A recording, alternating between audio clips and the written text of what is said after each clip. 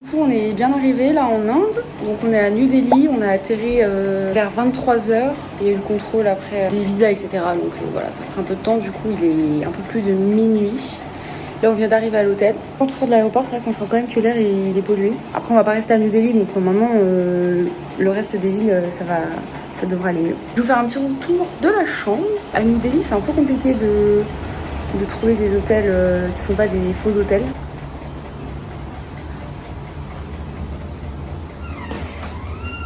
Alors petite parenthèse avant de commencer la vidéo, si vous avez vu ma vidéo précédente sur ma préparation de mon voyage en Inde, vous savez que maintenant quand je pars en voyage, j'utilise tout le temps une carte eSIM. Et là du coup pour ce voyage en Inde, c'est GoMoWorld qui a décidé de m'accompagner, donc qui m'a gentiment offert une carte. Comme n'importe quelle carte eSIM, j'ai pu l'installer avant de partir, ça prend vraiment quelques minutes, comme vous pouvez le voir c'est super rapide. Et je l'ai activé une fois arrivé à l'aéroport, donc juste avant de décoller. Dès que j'ai atterri en Inde, j'ai pu avoir internet sur mon téléphone, donc je trouve ça vraiment super. C'est tellement plus pratique qu'une carte SIM classique parce qu'il n'y a pas le stress et la perte de temps à l'aéroport pour trouver une carte SIM. Là au moins vous l'avez à l'avance, vous savez le prix que vous payez.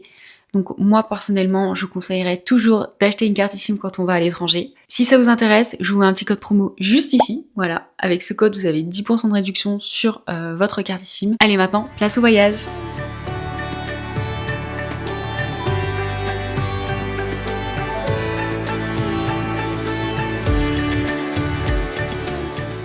On est samedi 11, là on a quitté l'hôtel il y a 1 heure à peu près, on est en route pour Haridwar, c'est à 4-5 heures de route à peu près, donc c'est dans le nord de l'Inde. Il fait beau, la température elle va augmenter un peu au fur et à mesure des jours, fini la semaine en tout cas vers 40 je crois.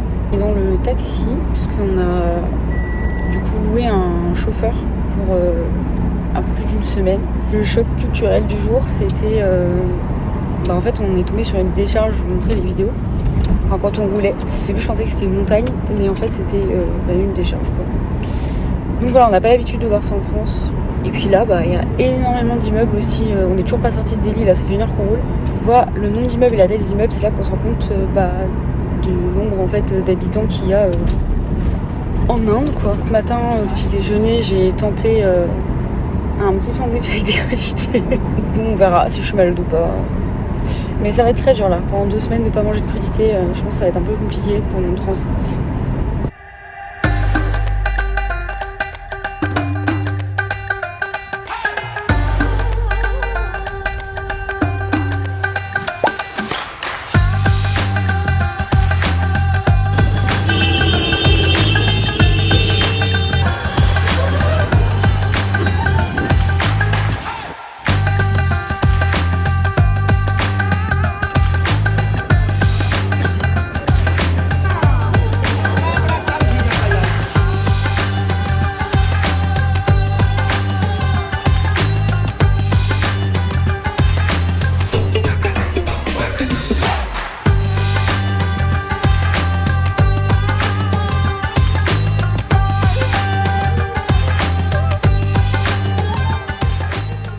C'était pour nous vraiment impossible de visiter Haridwar sans assister au moins une fois au Ganga Aarti. Tous les soirs, c'est une cérémonie hindoue qui est spectaculaire. Elle va rassembler des milliers de fidèles sur les berges du Gange, qui est, comme vous le savez, l'un des fleuves les plus sacrés d'Inde. Et en fait, entre chants, prières, flammes offertes au fleuve, c'est vraiment une atmosphère qui est unique. Je vais vous laisser maintenant profiter de ces images et surtout du son de la cérémonie pour vous immerger quelques instants dans cette ambiance qui est vraiment très particulière.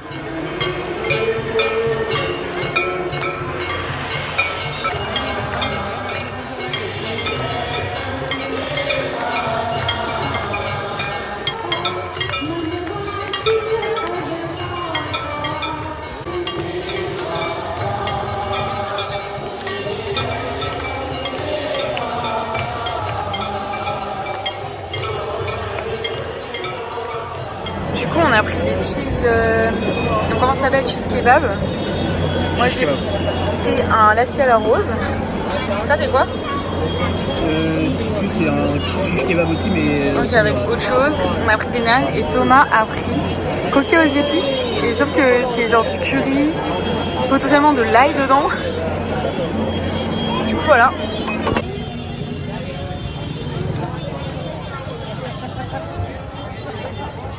Petit update de la journée, du coup donc aujourd'hui on s'est un petit peu baladé.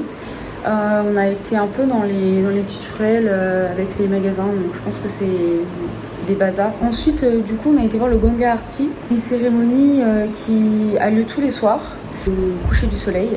Et en fait, il y a des chants de prière. C'est terminé, on a été manger un petit bout. Voilà, la journée était un peu fatigante quand même. Il y a énormément de bruit en fait. Il n'y a que du klaxon tout le temps. Non, en vrai, ça va, c'est cool. C'est cool, voilà. Demain, du coup, on part tôt, à 4h30 pour voir le lever du soleil sur un temple qui est dans les montagnes vers 6h.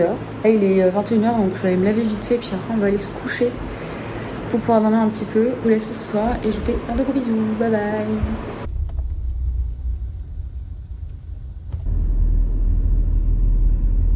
On est le 12 avril et du coup là ce matin on s'est levé assez tôt, genre à 4h. Pour partir à 4h30, désolé ça bouge un peu beaucoup. Pour aller voir du coup Sunrise qu'on est en train de rater. En fait on a 1h30 de route pour y aller, peut-être un peu plus. Et c'est très en virage parce que c'est dans les montagnes le temple. Et après on redescend à Rishikesh, une petite ville très sympa. Et si je me trompe pas, c'est là où ont été les Beatles il y a plusieurs décennies maintenant. Ce qui l'a rendu connu. Donc il y a des jolis ponts. Et on va prendre un petit café là-bas. Voilà. Grosso modo le programme du jour. Et après on redescend à Haridwar.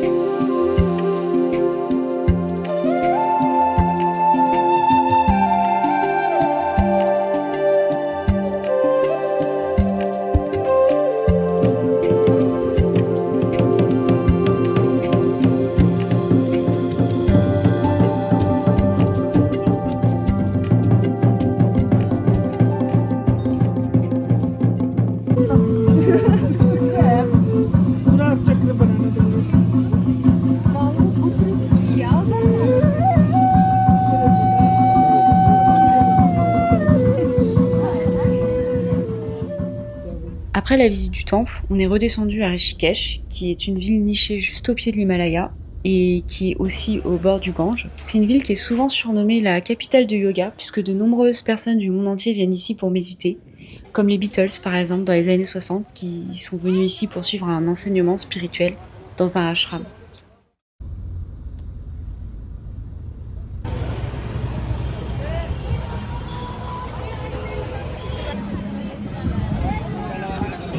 Du coup, là, il y a Thomas qui décide d'aller se baigner dans le Gange. On va voir ce que ça donne.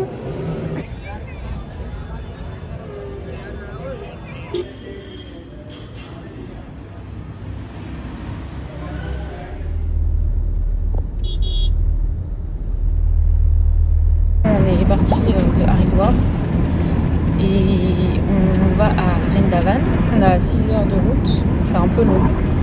Mais en vrai ça va, ça passe quand même assez vite, on a un peu dormi.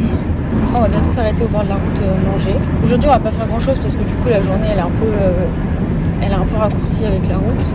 On va quand même visiter un genre de temple où il y a des statues géantes des hindous. Demain on va visiter pas mal de temples et on va pas mal marcher. Il va faire là les températures commencent à monter aussi donc il va faire plus chaud. Donc aujourd'hui c'est un peu repos finalement et c'est pas si mal parce que hier on a pas mal marché, on a fait genre je crois qu'on a fait un peu plus de 20 000 pas. Sur la route on a aussi croisé des cheminées de briqueterie et c'était vraiment impressionnant. Les briques elles sont fabriquées pour répondre à la demande croissante de construction de maisons et d'immeubles, comme l'urbanisation explose dans le pays. C'est un secteur qui emploie plus de 100 000 personnes selon les estimations, puisque tout se fait encore très souvent à la main, et ce dans des conditions vraiment difficiles avec la chaleur et la poussière.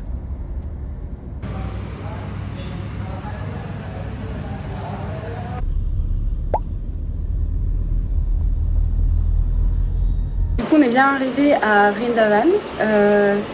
Je vais faire un petit retour de la chambre parce que je l'ai pas fait dans celui d'hier. Oups. Du coup là on est à l'hôtel donc il est 15h et on repart à qu'il a dit 17h, c'est ça? On va visiter un temple avec des statues géantes, voilà. Et demain, on a pas mal de temples à visiter, donc il y a beaucoup plus de contenu qu'aujourd'hui. On fait une petite visite de la chambre. Quand on rentre, du coup, on a un lit comme ça, voilà, tout simple. Enfin, tout simple. Il est vachement grand en fait, je me rends compte. Il est plus large que long. Oui, c'est vrai, c'est bizarre. Et là, on a de la moquette. En Inde, il y a vraiment un problème avec les prises. Bon, déjà, on va pas parler de la gueule de la prise. Mais en fait, il y a je sais pas combien de boutons. Et on sait jamais sur lequel appuyer pour éteindre les lumières. Donc, on a un petit canapé avec une petite table de basse. On a une fenêtre, ce qu'on n'avait pas dans l'autre hôtel. Avec une clim. Un peu vétuste la clim. Par contre, elle fait grave du bruit. Hein. C'est peut-être un peu chiant pendant l'air. Après, on a la salle de bain. Moi, je suis en chaussures, mais voilà. Donc, on a toilette, évier et douche. Chaque fois, ils mettent ça. Alors, s'il y en a qui savent ce que c'est, dans les commentaires, vous pouvez me dire. Mais je sais pas ce que c'est. On dirait les pichets d'eau pour se laver un peu en mode bidet. Enfin, ou alors quand on vient d'aller aux toilettes. Mais vu qu'ils ont déjà des douchettes, je sais pas du tout. La chambre est un peu plus chère que les chambres d'avant. Oh, par contre, ça. Aïe aïe aïe. Bon, après, niveau normes de sécurité, c'est pas ça non plus. Hein.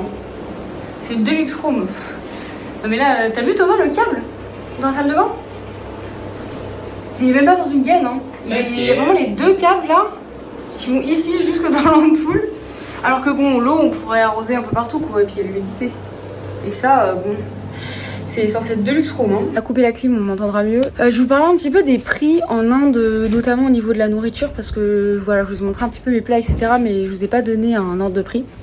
Donc là, je vais vous montrer un petit peu sur la carte de l'hôtel combien ça coûte, par exemple. Pour ceux qui savent pas, en Asie, les prix de la nourriture, en fait, sont vraiment pas chers par rapport à nous en France.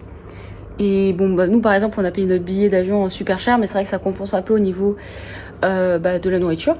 Et là, la chambre aussi que je viens vous montrer, du coup, elle est un peu plus chère que les autres hôtels qu'on a pris. Enfin, c'est pas la plus chère, mais c'est presque 30 € la nuit à peu près.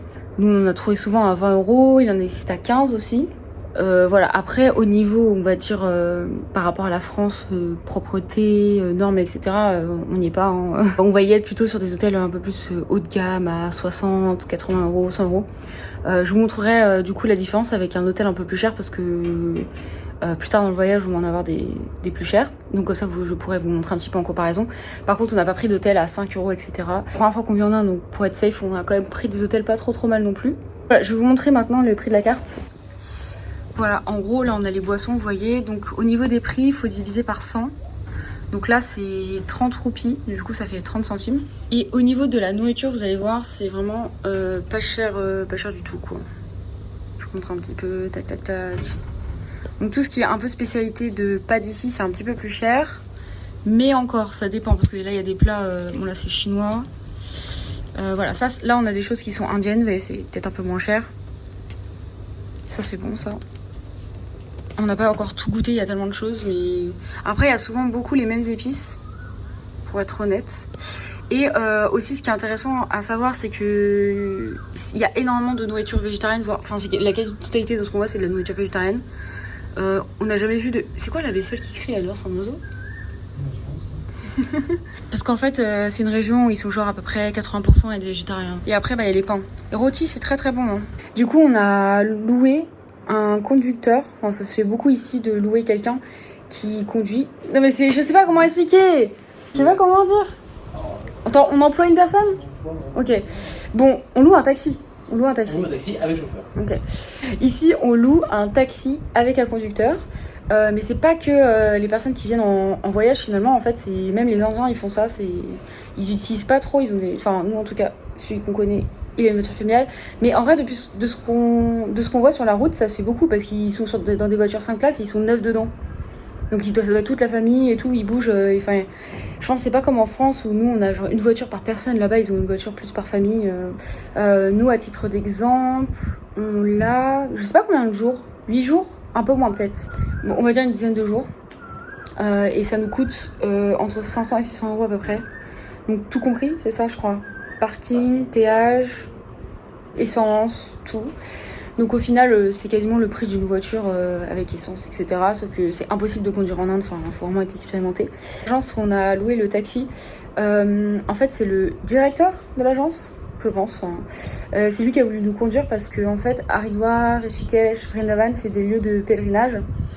Et du coup, il voulait venir justement dans ces villes-là. Par exemple, il a ramené des bidons d'eau du Gange et des gros bidons, hein. Vraiment des jerrycans de... Je pense qu'il a 100 litres. C'est des bidons de 25, ouais. Alors, je sais pas à qui il va les donner. Il doit avoir une très grande famille. Je sais pas ce qu'ils font avec, d'ailleurs, s'il y a des gens qui savent. Ce qu'ils font avec l'eau du Gange qu'ils rapportent en bidon. Du coup, je vous retrouve juste après avec les visites du temple avec les grandes statues.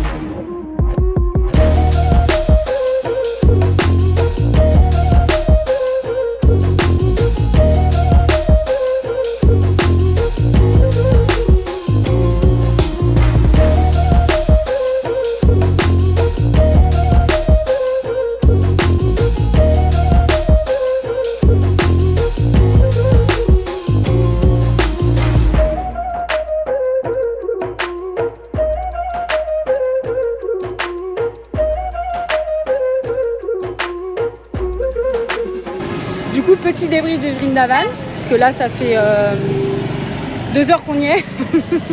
On n'a encore rien vu, mais bon. Plus propre. C'est un peu plus carré. Ouais, il y a plus d'espace que, par exemple, Haridwar. Bon, c'est toujours le bordel, par contre. De la route, déjà, il y a des trottoirs ici. Il n'y avait pas de trottoir à Haridwar. Tu marchais sur la route, tu prenais les scooters. Ça n'empêche pas les scooters de rouler quand même sur le trottoir. Mais il y a quand même des routes séparées, donc c'est plutôt pas mal. Et il y a un terre-plein au milieu, donc ça empêche les voitures de rouler en sens inverse. Ce qu'il n'y avait pas à Rishikesh, à Haridwar.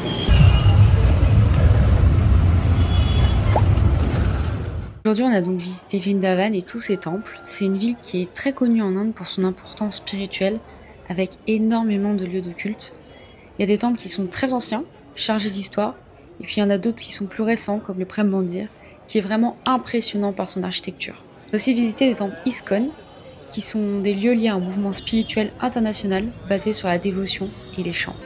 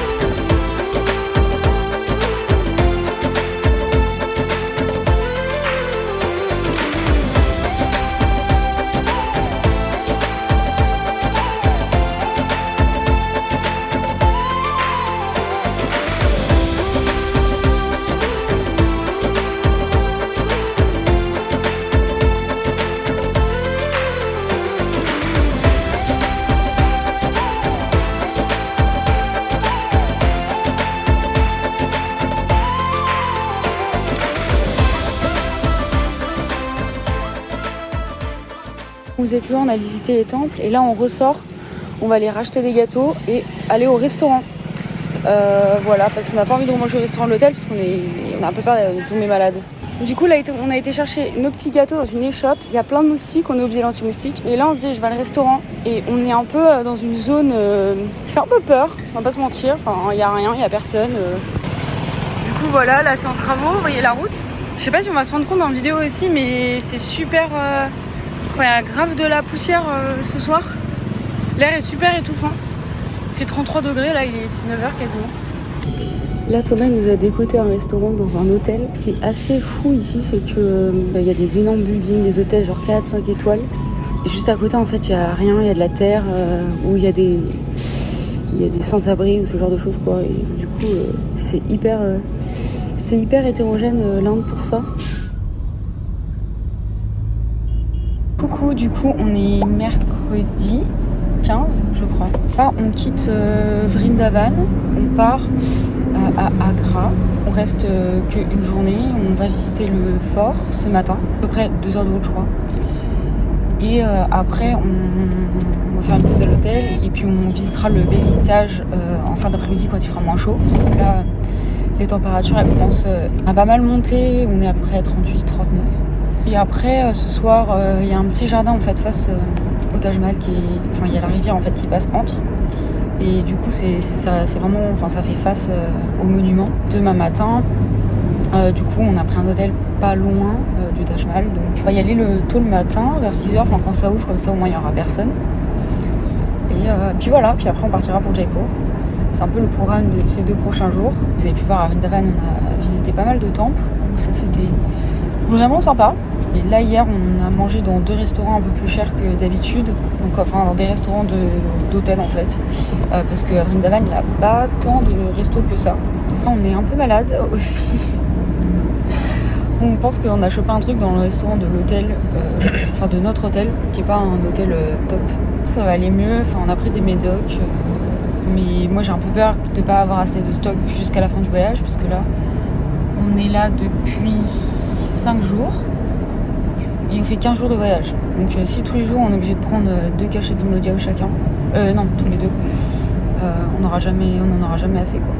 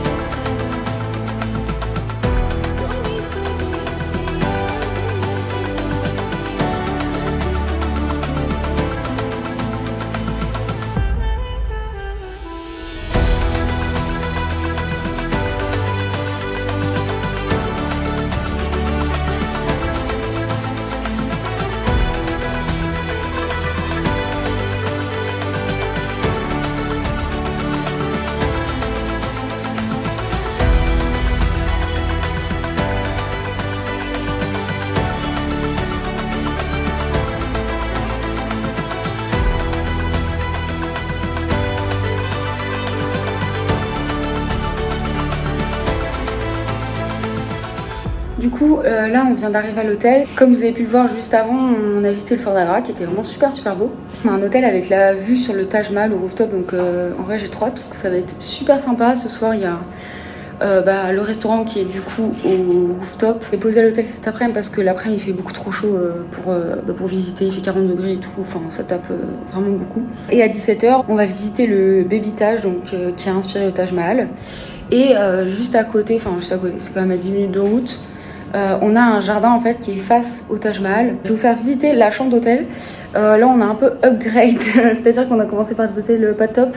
Et plus on avance, plus on a des hôtels un petit peu mieux. On s'est mis une fourchette de budget. Là celui-là c'est un 4 étoiles, mais moins cher que le 3 étoiles qu'on avait avant à Vrindavan, parce qu'à Vrindavan il n'y avait pas trop de choix. Je vous fais visiter l'hôtel, en vrai il est cool, ça change du celui d'avant qui était un peu plus rustique.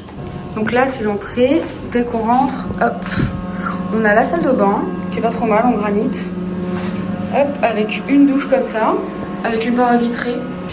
Et là du coup on a la chambre, vous voyez, c'est très simple, mais en vrai c'est top, le lit est super grand, c'est bien présenté. Voilà la vue, c'est vraiment sympa. Et là du coup on a une petite piscine, là vous avez une belle vue sur Agra. Et donc nous on va aller juste en face du Taj Mahal après pour le coucher de soleil. Voilà.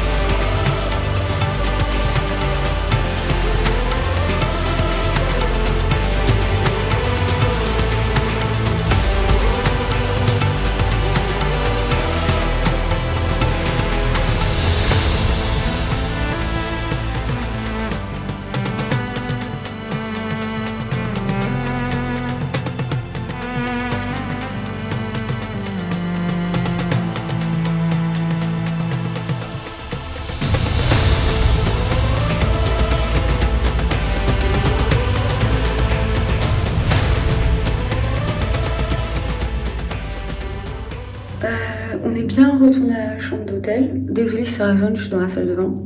Je vous fais un petit update. Mais désolée, je viens de me laver, je suis mouillée. On a été visiter le babytage tout à l'heure. Donc en vrai c'était super, il n'y avait pas beaucoup de monde. Genre il y avait peut-être 10 personnes. Donc on a pu faire plein de photos, il y avait le coucher de soleil derrière, enfin vraiment c'était trop beau. Et ensuite on a fait, en gros il y a face au Taj Mahal, parce qu'en fait il y a le Gange qui passe au milieu, il y a le Taj Mahal d'un côté et il y a le baby Taj de l'autre et un genre de parc avec au bout une vue sur le Taj Mahal. Donc on a fait ça juste après. On est très content d'avoir fait le Taj Mahal ce soir, de loin. On a nos billets pour y aller demain matin, du coup à 6h. Puis après on prend la route pour Jaipur, on va aller un peu dans les bazars, tout ça. Enfin, on va essayer de trouver une tenue de mariage demain. Il faut qu'on retire des sous aussi parce que on commence à plus avoir beaucoup de cash. Parce qu'il y a pas mal d'hôtels ou restaurants des fois où ça bug au niveau de la carte bleue. Donc si vous allez en Inde et que vous n'avez pas le truc pour payer avec le QR code, parce que là-bas ils payent beaucoup avec le téléphone, vraiment prenez du cash parce que vous allez être très vite emmerdé sans la carte, ça va être très compliqué quoi. Donc prenez du cash, échangez à l'aéroport. Nous on avait fait ça, on avait pris 200 €.